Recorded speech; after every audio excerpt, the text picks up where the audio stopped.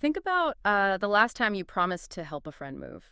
Or maybe you had to, bite your tongue in a really deeply frustrating argument. Yeah, and in that exact moment, every fiber of your being is just screaming at you to bail. Right, exactly.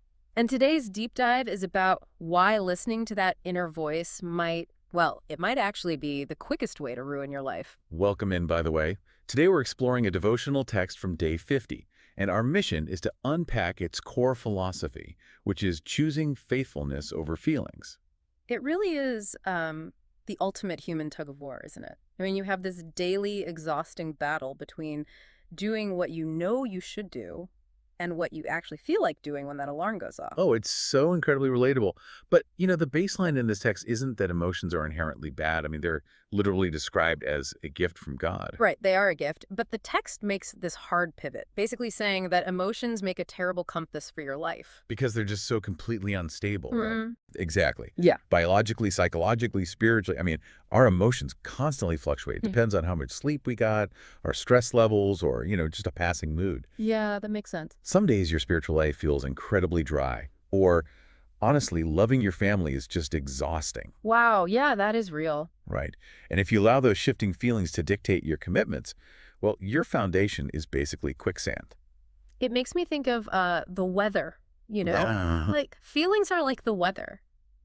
It's really pleasant to enjoy a nice breeze, but you wouldn't build a house's foundation on a breeze. Oh, that's a perfect way to put it. So if feelings are just passing weather, how does the text actually define the stable foundation we should be building on? Well, the theological foundation here centers on 1 Corinthians 4:2, which basically states that those who have been given a trust must prove faithful. Okay. So it anchors human commitment directly to God's unchanging character.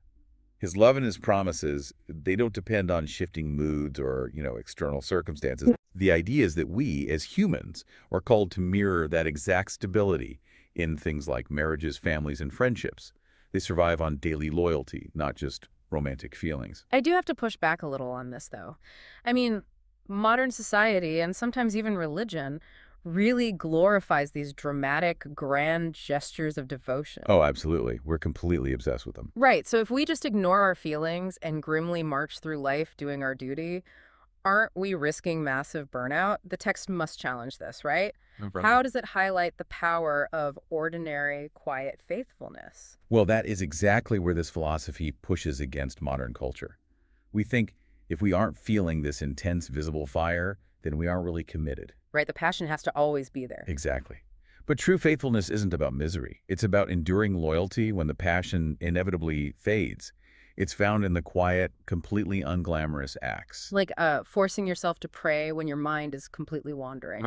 Yes. Or keeping a promise, even when it suddenly becomes deeply inconvenient. Or just choosing to love someone when they are being, frankly, impossible. Yeah, we've all been there. It's those small, unremarkable choices, repeated over decades, that actually build a life of honor. Okay, so moving from the theory to the action steps here. If we accept that waiting for the right feeling is a trap, what do we actually do tomorrow morning when we face a difficult commitment? Well, the shift is incredibly simple, though not easy. The text demands you identify one tough area right now. Like a tense family dynamic or a frustrating work project? Exactly, or maybe a ministry role. And you have to actively stop asking yourself, how do I feel about this? And replace it with what? You replace it with, what would faithfulness look like today? And then you take just one practical step. Wow. I mean, that changes the entire metric of success, doesn't it? You're moving from evaluating your internal mood to evaluating your external actions. It really does. And the psychological reality is that when you consistently act out of commitment, your feelings often catch up eventually. In fact, the text has this great closing quote. It says, feelings may begin a journey, but only faithfulness will carry it to the finish. That is so profound, and it really is the core takeaway for you listening today. True faithfulness is never measured by how you feel. Right, not at all. It's measured by the consistency of your commitments when things get genuinely hard. Doing the work regardless of that internal weather you mentioned earlier. Exactly. Which leaves us with a pretty fascinating, maybe even provocative question for you to chew on. Yeah, think about this for tomorrow. Right. If you completely remove the question, how do I feel about this, from your decision-making process tomorrow, how drastically would your daily routine change?